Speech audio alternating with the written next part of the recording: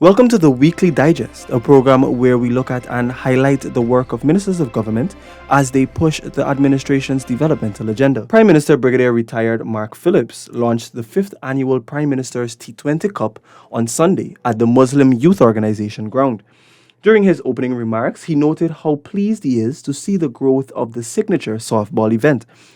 The senior government official also boosted the cash prize in the female battle of the tournament with a donation. So, personally, I will contribute to raising this first prize from $50,000 to at least $100,000. Come on, put your hands together.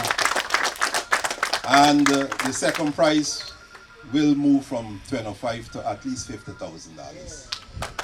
Right? So, I think what we're doing there is sending a strong message to our female that even though this year we're starting with 4 teams, right? We expect the female category to grow, and hopefully by next year we have increased prize money and maybe 8 teams, because as quite rightly said by Mr. Ramsingh, the female cricket is growing, not only internationally but in Guyana too.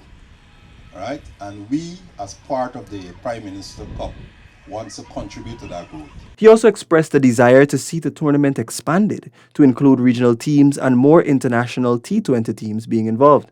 The event is being organized by the Georgetown Softball Cricket League Inc. and will feature a number of local and international teams over 3 days. Minister of Labour Joseph Hamilton on Monday launched 3 continuous technical and vocational programs for residents of Siparuta in Region 6. Through the Board of Industrial Training, the courses will be delivered in areas such as joinery, electrical installation, and handicraft, with 10 trainees for each course. Minister Hamilton indicated that the programs are significant and beneficial to the villagers. He said they will have access to the courses in their communities and skilled individuals at the end of the training. The programs that are being done in the village, it helps families. It takes the stress off of persons from Siparuta in the event they want to do joinery or electrical installation, and they have to go out to Upper Quarantine Technical Institute, or they have to go to New Amsterdam Technical Institute. Those are costs to families, and those type of resources they might not have. Minister Hamilton said too that the women must think outside of the box, thereby exploring many other areas. Government remains steadfast in its commitment to ensuring a healthy population through investments and access to information and services that encourage healthier lifestyles.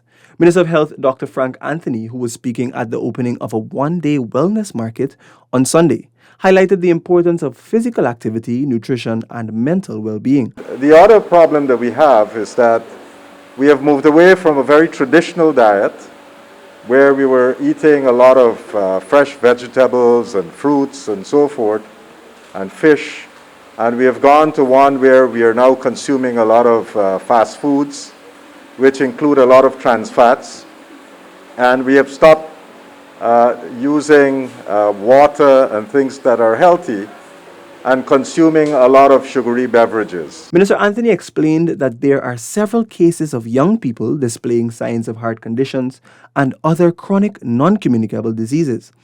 In Guyana, it is estimated that about 60,000 persons are diabetic, with only a small percentage being aware of their health status. The health minister said many of these chronic diseases can be prevented if Guyanese embrace a healthy lifestyle. Miners are assured that the Low Carbon Development Strategy 2030 will not halt mining, but rather promote safe mining practices. Natural Resources Minister Vikram Bharat gave the assurance on Monday as he addressed the opening of the Quarrying, Mining and Exploration Conference. The 2-day conference forms part of the activities of Mining Week, which is being held under the theme Emerging from Adversity, Transitioning to Sustainability. We would have made it clear that the LCDS 2030 in no way will stop mining or logging in Guyana. The LCDS 2030 speaks towards responsible, sustainable mining and logging activities. It speaks towards our energy mix as a country. It speaks towards value-added, downstream activities, processing, and that is where we need to head as a country. Value added to raw materials will allow the country to earn more as it creates more jobs and business opportunities. As Cricket Carnival nears, Health Minister Dr. Frank Anthony on Monday reinforced the need for persons to be vaccinated and to take their booster shots. Currently with boosters, we now have 72,144 booster doses that have been administered. But again, because most people would have received their first and second dose maybe about a year ago, there's really need for them to take their boosters now. The PPPC government has honored its commitment to improve the livelihood of Alboisong residents who will soon benefit from several community enhancement projects worth $1.4 billion. Launched on Monday, Public Works Minister Bishop Juan Edgel said the project has more benefits than meets the eye.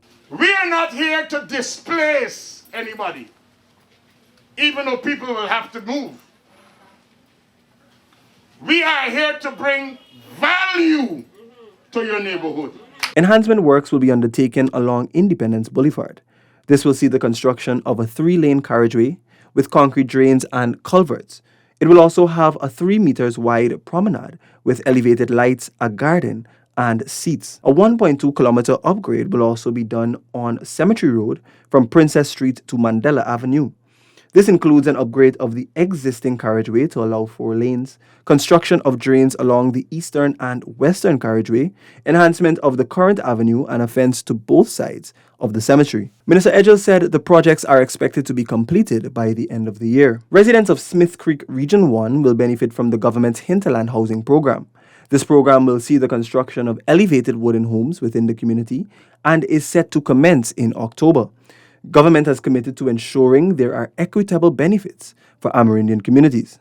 We express our love by ensuring that we come and meet you, by we listen to you, we go back and we see opportunities so that we can improve this community and you as a people. As government equips the health system to fight monkeypox, the first case has been confirmed in Guyana.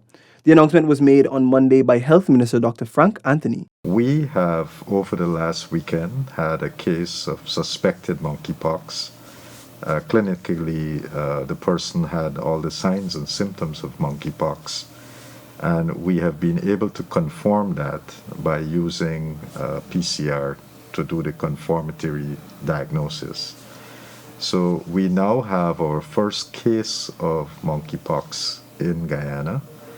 And we have since isolated the patient, so that patient is now in an isolated area at the Ocean View Hospital, and that patient is stable and is doing very well. The patient is a male in his 50s from Region 4. Dr. Anthony is assuring the public that the country has been preparing for this eventuality and is equipped to handle the situation. With this case, we are taking all the necessary measures, and I want the public to know that we have diagnostic capabilities, we have our labs that are prepared, we have a lot of people who have been trained.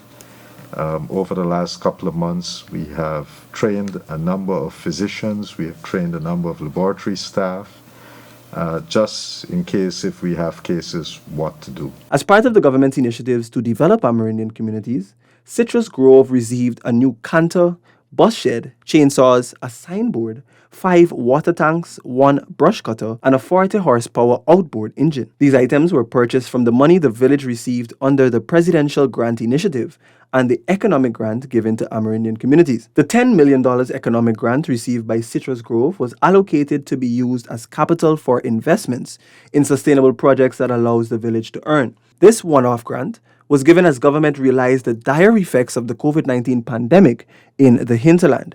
Minister of Housing and Water Colin Crowell stated that the items will ensure the village is developed as they will create a new stream of income for the village council. When we got into office, one of the first initiatives that we did was to ensure that we had support mechanisms to every community, every village, every region, and that is to every household the support of the household grant. Minister Kroll indicated that the center will be utilized as a hub for various community programs. With the first case of monkeypox being identified and confirmed here in Guyana, Minister of Health Dr. Frank Anthony said that the previously established protocols and measures have already taken effect. Dr. Anthony highlighted that government has implemented a number of mechanisms since the initial warning by the World Health Organization. Having seen that you had a spread and the WHO declaring that it's a public health emergency,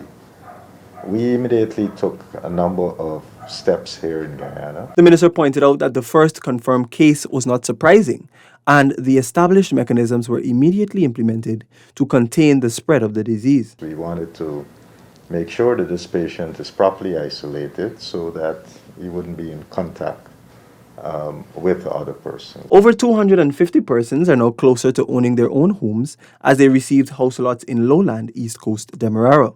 This was done during an allocation exercise led by the Housing and Water Ministry at Hope Secondary School. Minister Colin Kroll, addressing residents, reminded them that there are no exceptions to government's commitment of providing affordable housing. These issues that confront the community of lowland has already some persons who are allocated, and they have never been able to see nor obviously to even reach the stage of access. Our exercise today will see all those outstanding persons from the community or the environs of lowland being able to complete their allocation exercise before you leave this afternoon. The allocation of the house lots brought smiles to the faces of persons who were waiting years for this moment. Over 100 youths are benefiting from an Ict Summer Camp being conducted at Dolphin Secondary School. The summer camp is led by the Industry and Innovations Unit under the Office of the Prime Minister. At the camp, students are being taught in the areas of innovations and communications technology, the fundamentals of information technology, as well as an introduction to computer coding. Participants commended the program, saying it is extremely beneficial. Business process outsourcing BPO stakeholders have been reassured that government is a partner that is ready to work to facilitate their expansion in Guyana. GoInvest's Chief Executive Officer Dr. Peter Ramsaroop said government has money set aside for the construction of 2 call centers. One of the centers is going to be constructed in Berbice Region 6, while another in Essequibo Region 2. Dr. Ramsaroop was at the time addressing a BPO stakeholders meeting. He said government is ready to work with their clients to accelerate expansion. We have access to Fortune 500 companies, right?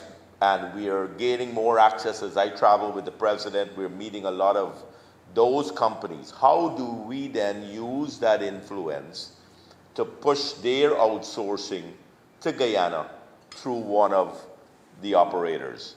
Right, so that's again where government can really help you finding new clients. Because ultimately, with finding new clients is jobs for our people, and that's the president's goal. Dr. Ramsaroop pointed out that there are about 7,000 BPO seats occupied in Guyana. In keeping with government's commitment to create 50,000 jobs, he said the aim is to bump that number up to about 65,000 within 2 years and even more as the market expands. However, he made a call for BPOs in Guyana to work together and create greater synergy to better market Guyana despite being competitors. Just a year after a section of the North Rheinbelt Secondary School went up in flames, the sod was turned for the construction of a brand new building in its place. Speaking at the contract signing and sod turning ceremony held at the school's compound on Wednesday, Education Minister Priya Manik-Chan underlined the major learning loss experienced due to the absence of such a large part of the school, which is an A-list facility. This school, where we would ordinarily place more than 150 children every year, this year we'll only be able to place 50 to 60 students.